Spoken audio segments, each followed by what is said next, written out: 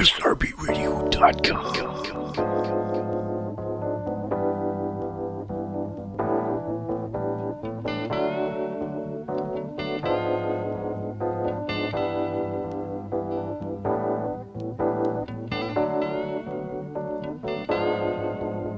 Gabbie Cabbie on SRB Radio in association with Griffiths Clothing.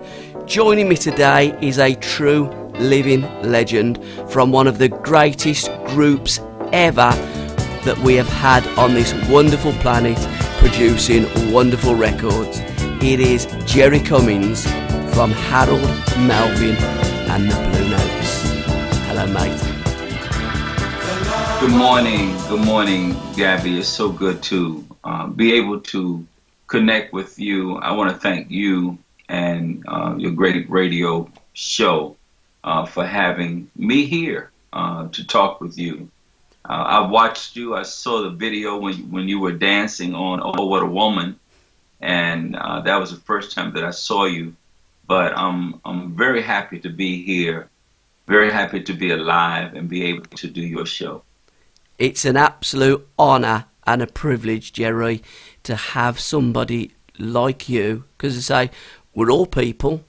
We're all normal people. Some of us are very talented, like you guys. And the nice thing is that you have still got your feet on the ground. You still talk to the normal person, the normal fan, and communicate in a way that you would do to legends of stage and music. And I think that is a beautiful thing in a person.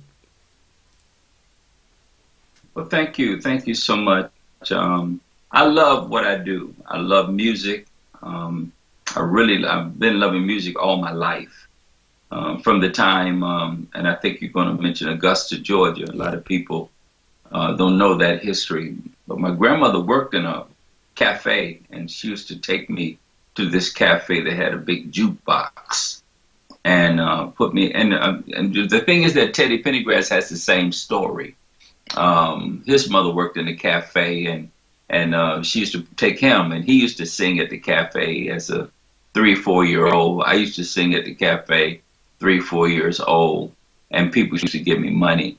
So we kind of got the same history. He was the only child, I was the only child, and but yeah, I've been doing this a long time. I've been loving music all my life. Now, those early days, there was a wonderful story I heard, because you'd done a tremendous show with the 10-Star General. I loved it. And again, another beautiful guy that we all link up with as presenters, as DJs, as music people. And I'd love you to recall the story about your grandma being the midwife of James Browne. That's one hell of a story. Yeah, James Browne actually grew up in Gilbert Manor, which was like an apartment complex in Augusta, Georgia. And my grandmother was the great aunt of James Browne and was the one who actually delivered him at birth. James almost died, and my grandmother brought him back to life. And I learned about that. You know, she used to talk about it when I was very young, but I've forgotten all about it until I saw the Get On Up movie. Not last year, I think I saw it last year, and they mentioned his great aunt, and I looked at my wife and I said, that was my grandmother. And I nearly went to tears because I'm seeing it on screen some 60 years later.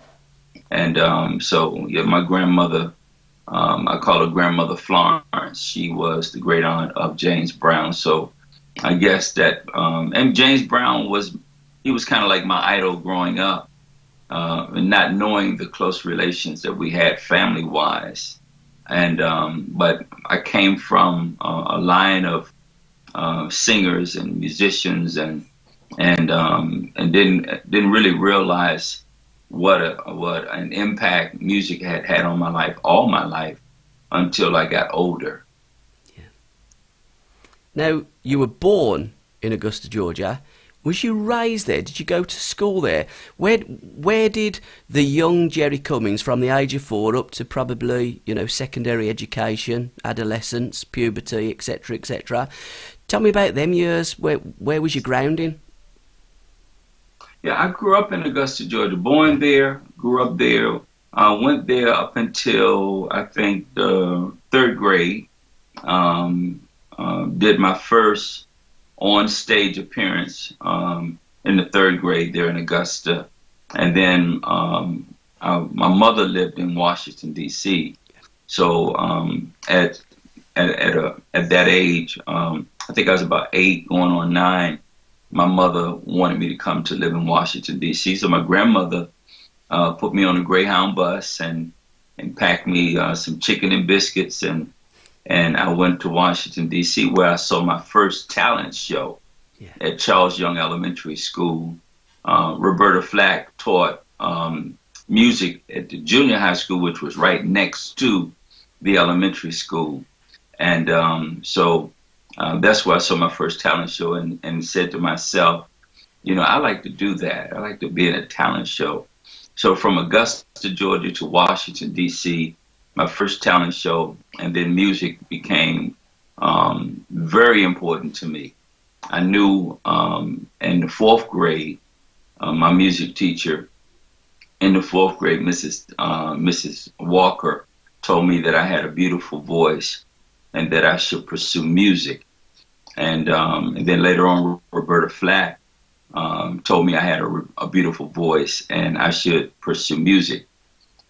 So all the way from elementary to junior high, my junior high school, I don't know if you heard the interview, but I did, For Your Precious Love by Jerry Butler. And my principal, Mrs. Morgan, accused me of starting a riot in the school. I did. And I got suspended for 2 weeks.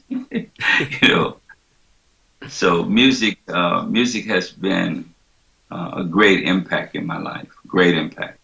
Now, when you caused that riot, was that when you won the competition, or was that at another time? No, that was just a junior high school talent show. Yeah. When we actually won the talent show at the Howard Theater in Washington D.C., that was a high school, Eastern High School talent show. Yeah. And I didn't realize that we had won the talent show until the next day, because I had to leave early, and then someone told me, y'all won the talent show at the Howard Theater, and I didn't know, and I had the trophy. I ended up with the trophy, and but that was another phase of that journey towards meeting Harold Melvin, because right after that we did an audition for a producer named Guy Draper along with Dionne Warwick. We did an audition, then we ended up doing things for the State Department in Washington, D.C., and eventually I met Harold Melvin.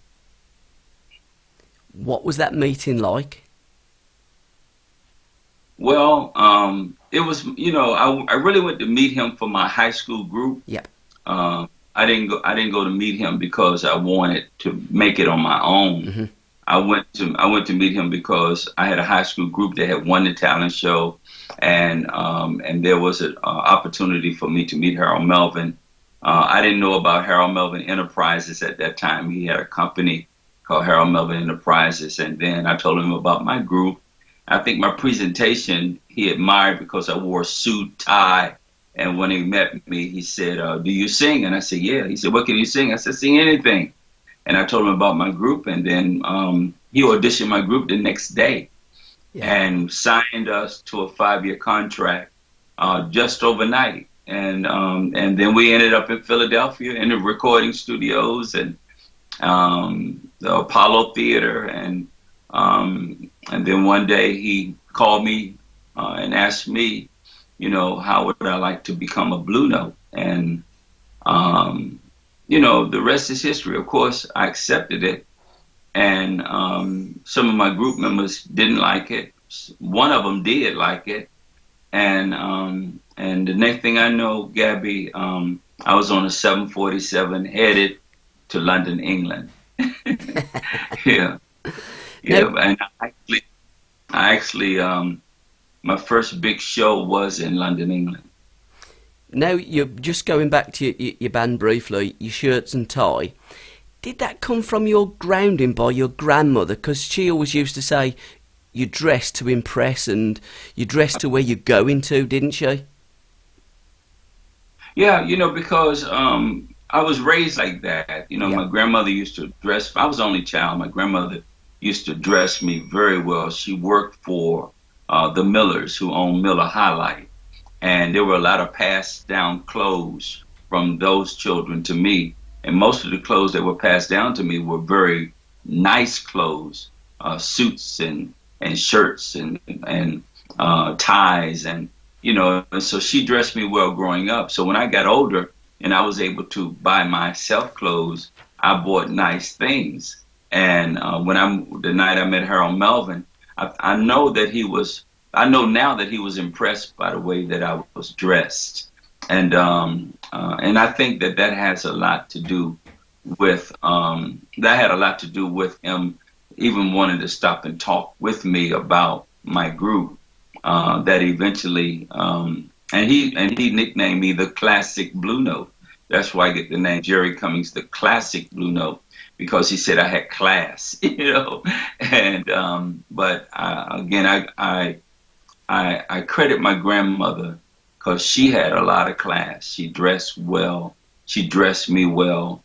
And so it all started in childhood, and it brought me to face with Harold Melvin, and then it brought me to England and into the recording studios, and so I'm thankful. I look back, and I guess I need to write a book about it, and maybe one day, maybe next year, I may write a book called Jerry Cummings, the Classic Blue Note, because I think I have a story to tell.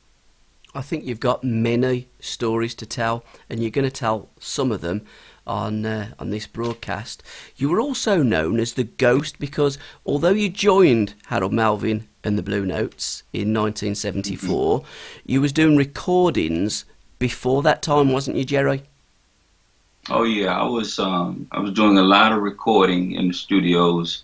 Most of the group were not recording artists. A lot of them were showmen, like dancers. They could dance very well. They could step, but they weren't great singers, Yeah. So I did a lot of background vocals between me, Harold, and Teddy. That's basically who you're hearing. And but these things, a lot of people, they don't know because a lot of artists, a lot of groups did not do studio work. They did live performances.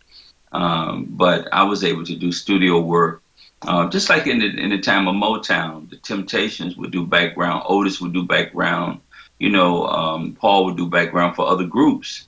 And but when you saw the group, you didn't know that it was Otis and maybe Melvin Franklin or someone else. I think there's a song Stevie Wonder did, and he says Jackson 5 sing, and the Jackson 5 was doing the background. Groups like there's so many groups I could tell you about that that you saw on stage, but you didn't know that they were not the ones in the studios. Yeah. And so we're called ghosts because you don't see us. You hear us, but you don't see us. And so we had a lot of ghosts in show business. We still do. Yeah. There's still a lot of ghosts in show business now. But that's something we never talked about because we didn't want to take away any credit from anyone that's on stage. So how did the first tour of England and go into the capital, London, how did it go down with you? What was that like? Well, it was very exciting because they did a write-up when we were there in a magazine called Blues and Soul magazine, and they gave me a great write-up. It was like, they said Jerry Cummings appeared with the group for the first time and it was like he had been there all along. That you wouldn't know that he was just coming out. And then we did Top of the Pops live TV show. We did live radio shows with orchestra. I never forget that. We did several theaters that had like double-decker theaters, Yeah. big theaters. And one night we had to get in an armored truck to get back to the hotel because people were very rowdy. So I love England. I still do. My wife and I were in Bristol 2 years ago, and I really got a chance to see England for the first time.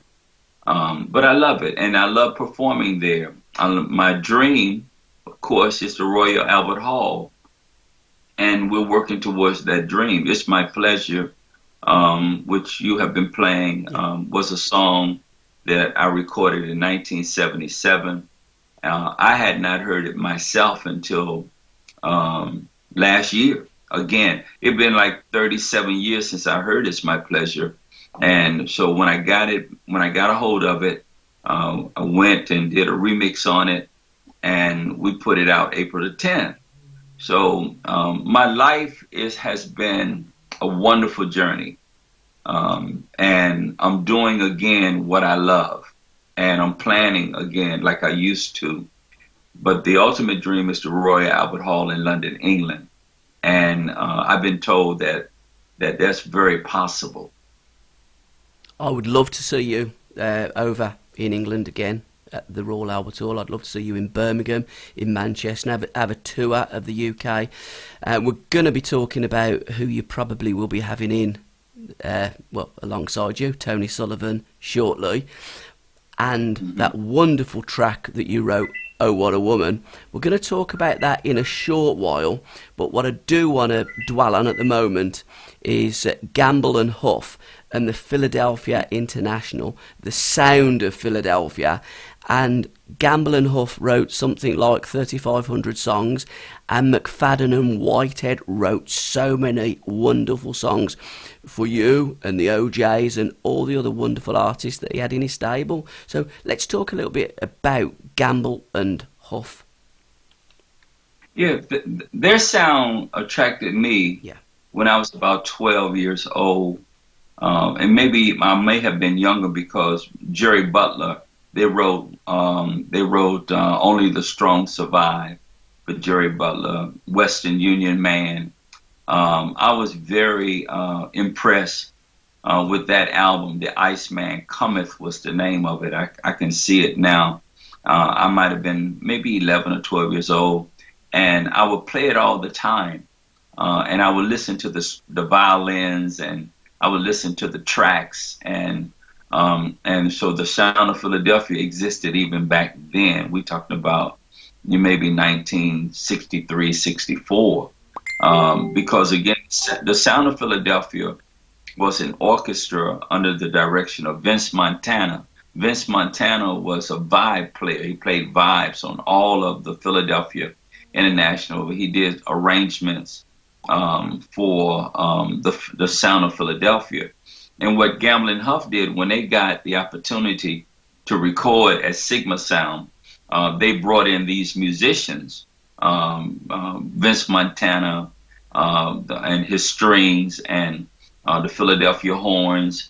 Of course, you had Earl Young, great drummer, Bobby Eli, who I have recorded with. I have another song called No One Compares to You that Bobby Eli is on. I haven't released it yet, but that's forthcoming. So they were able to bring the sound, the musicians together, and of course it's called the Sound of Philadelphia, but it existed, Gabbie, even before Gamble and Huff. But they were able to bring those musicians together, and then it became big when they did, songs, like the OJs, For the Love of Money, and people all over the world joined hands, started a love train, which became the theme for Soul Train. Yep. But the sound was there, the musicians were there, and they were just able to bring them together. It's just like, Oh, What a Woman. I just went and got some of the same musicians, along with Craig White, the engineer, who also worked under Gamble and Huff, and just brought them all together again. And there it was. First time I did Oh, What a Woman, I went to Washington, D.C., and they told me, man, it sounds like the sound of Philadelphia. Yep. Well, that's where I came from. That's where I came from. That's where that was my influence. So I just got the string players together. I have some of Barry White's violin players on Oh, What a Woman. And so it's like we just bring them together. I think what it is that we are producers, so we bring the people together to create the sound. When I heard the voice of Tony Sullivan, he reminded me so much of Teddy that I was willing to put him on the tracks that I had produced and coach him, and he did a great job. Tony Sullivan, I linked up with probably a couple of years back. He'd recorded a song your side with an American songwriter and producer named Paris Toon. That's as I got connected with Tony, and he'd recorded some covers, and I Miss You was one of the covers of Harold Melvin and the Bluenotes and Teddy Pendergrass, because he's a massive fan. And he sent that over to me a couple of years ago, and I went, wow, this guy has got something. And as you have alluded to, he is the new kid on the block, but with a sound that's very, very similar to what went on then. And Oh, What a Woman. What year did you write that? Because I've been playing your records a lot. I've been, Wake Up Everybody is one of my favourite tracks, as is The Lover Lost and Bad Luck. And you can see Oh, What a Woman in very nicely with those. It's the same kind of sound, and it's a beautiful sound. Yeah, I wrote, Oh, What a Woman. I originally wrote Oh, What a Woman in 1982. Yeah. Originally, I wrote it in 1982, and it has grown. You write a song, and the song begins to grow on you. You hear different things, and so I wrote it, and then I recorded it in 2012 by myself. Once I was able to add the violins, and actually the violins part were written around 1983. But I kept the sheet music. Of course, I have all my sheet music. And so I was able to, in 2012, I went back into the studio and redid the violins and added some young musicians, and it had a sound to it, so I put the lead on it, and it sounded good. I went to Washington, D.C. and played it before a couple thousand people, and they were saying, man, that's the sound of Philadelphia all over again. And then Tony sent me I was on Facebook, and Tony inboxed me a cover of I Miss You, the same one that you're talking about. And he said, Mr. Cummings, he said, if this is really you, would you listen to this and tell me what you think? And I listened to it, and I heard certain parts of it that reminded me so much of Teddy Pendergrass. And a couple of days later, I got back with him, and I told him that I was very interested in working with him. And I sent him the instrumental. I didn't send him the track with me singing it, because I didn't want him to hear me singing it. I wanted him to hear just the music. And then I talked to him over the phone and gave him an idea of how it is supposed to be sang. About a week later, he sent me a track singing along with the song, and I knew then that he was ready to record it. I sent him down to New Orleans to a studio, uploaded the tracks down there, and we did a FaceTime conversation about the song, and kind of walked him through piece by piece, and that's what you're hearing. He did a great job. Afterwards, of course, we went back to Philadelphia and did the mix there. And background vocals to it, and added Pablo Batista on congos and Craig White in the studio. I mean, everybody plays a part in this. Pete Humphreys, Masterworks, did the mastering, and it just took off. You know, once we put it out there, it just took off. And when I saw you dancing to it in the studio, I said, "Oh, we got a hit. We got a hit." But we've always danced to Harold Melvin and the Bluenotes, and it was Harold that put all that choreography together, wasn't it? He was very much the leader of the pack, and Teddy in the early days, Teddy was a drummer, wasn't he, originally? Yeah, Teddy was one of the greatest drummers in Philadelphia. Teddy was he was just as good on drums as he was on lead singing. Teddy was a phenomenal drummer, and a lot of people don't know that. But Teddy was, he was as good as Earl Young, who plays on all of the Sound of Philadelphia music. Teddy was a wonderful drummer. Down. Yeah, I was saying that, when you've been in music a long time, you hear different people and you remember what they sounded like. Yeah. And so Teddy was a great drummer. So when I heard Chris Brooks in Detroit, he reminded me of Teddy. And I just told him, I said, you remind me of a great drummer named Teddy Pendergrass. And I said, I'd love for you to give me the Sound of Philadelphia on Over the Woman. And he did. And Over the Woman is kind of reminiscent of Bad Luck. Yeah. And Tony did a great job. We put Tony on 2 tracks, and we mixed those tracks. We got to Philadelphia and put 3 wonderful singers on background, and as I said, Pablo Batista on congos, and we just kind of recreated it, and everybody loves it. Over the Woman is a pretty big hit. It certainly is. Out of all your hits, because, the Bluenotes started in 1954, so, 20 years on, Jerry Cummings joined the band. Mm-hmm. That was then, I'd say probably for the next, 2, 3, or certainly 1 or 2 albums, that would be your Halcyon Days, your Purple Patch. Any favourite tracks, any standout moments, the Soul Train that you did? Talk me through them days.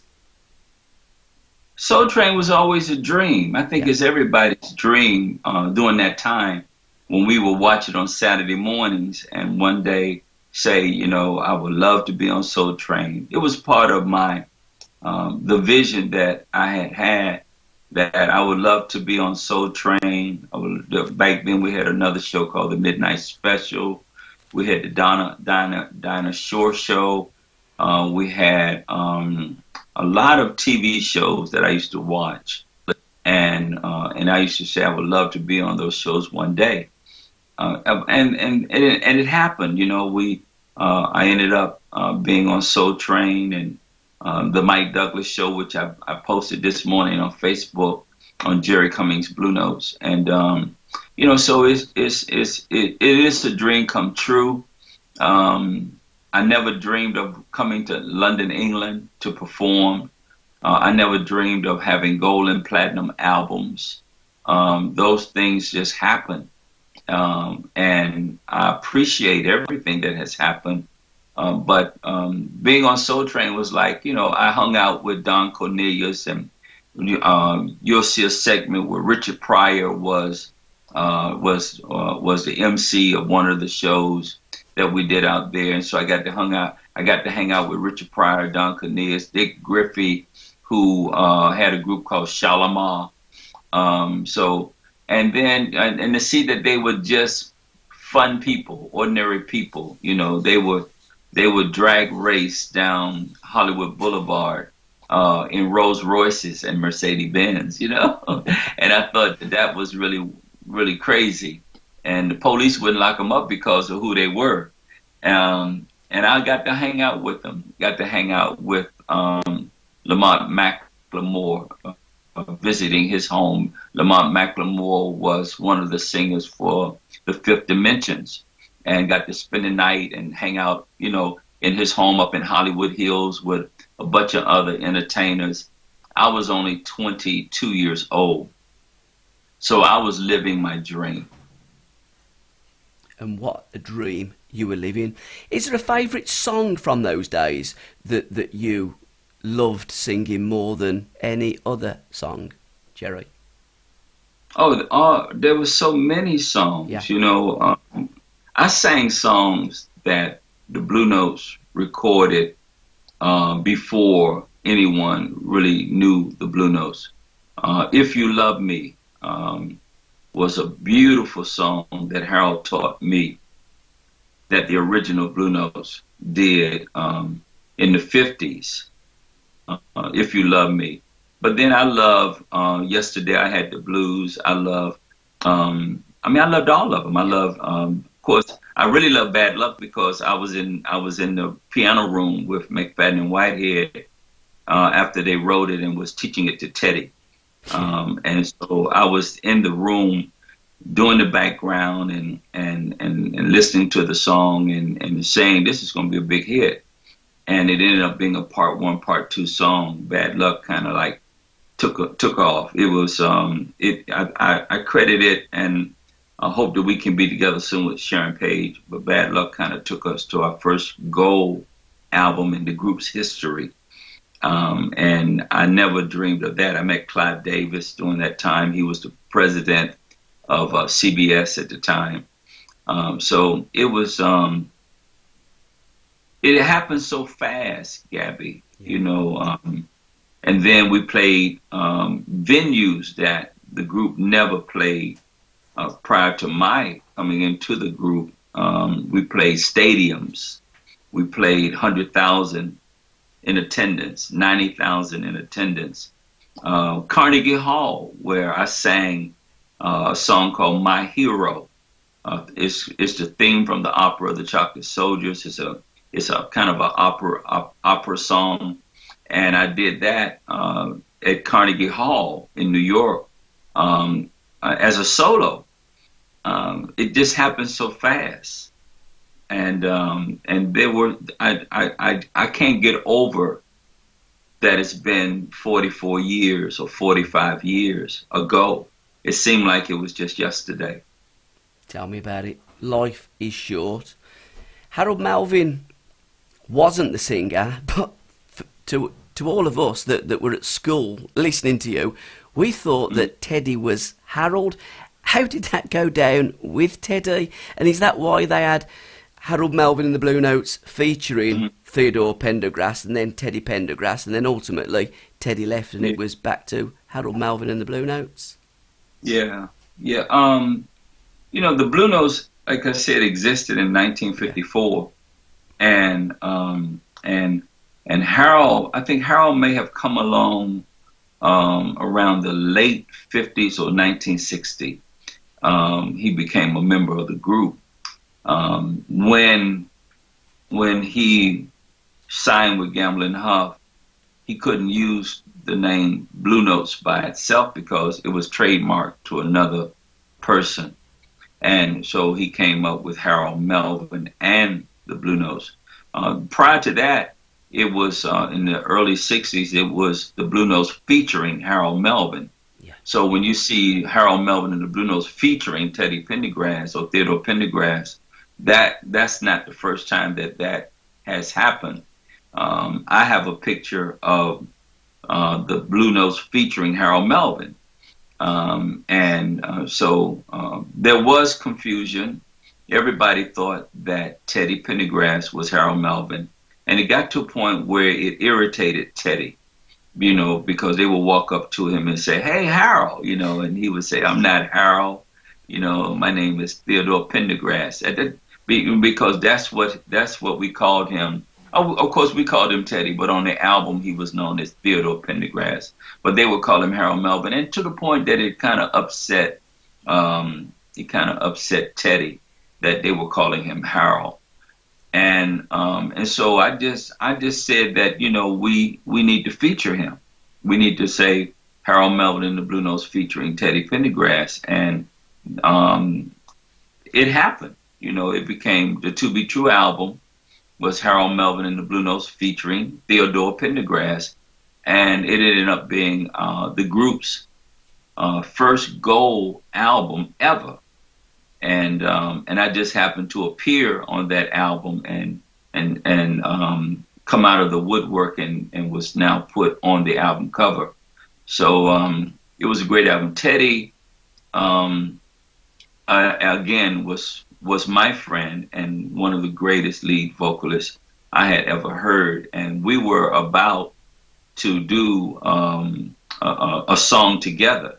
You know, they were working on me doing a song with Teddy, and in 1975, and then that's when he went on his own because of some financial crisis that he was having with him and Harold. Yeah. And then he told me in Los Angeles, in the dressing room, he said, Jerry, he said, I'm leaving the group and going on my own. And he told me that because he knew I wasn't going to go back and tell anybody. I was his friend. And I told him, I said, Teddy, I said, you do what you have to do. Because I didn't like them, the arguments and almost fights that almost happened between him and Harold over finances. And so I told him, I said, you do what you have to do. And that was the last time that he performed with us. It was at a club called the Total Experience in Los Angeles. And 1976, you know, we were somewhere performing and Teddy was performing, and we ran into each other, and there was no animosity at the time. And then 1977, I started visiting him at some of his concerts backstage. And I knew that he was going to do very well. I knew that he was going to be, because he did, you know, if we didn't have a voice like Teddy, we wouldn't have had a gold record. We wouldn't have had platinum albums. You know, Teddy was really the sound, and we were basically background singers. But he was really the sound, and and his sound will be around forever. I'm blessed because I did do It's My Pleasure. No one knew. People knew I could sing, those that heard me at Carnegie Hall, those who heard me live, but they never really heard me like they're hearing me on It's My Pleasure. Yeah. And people are saying that it is one of the greatest love songs they ever heard.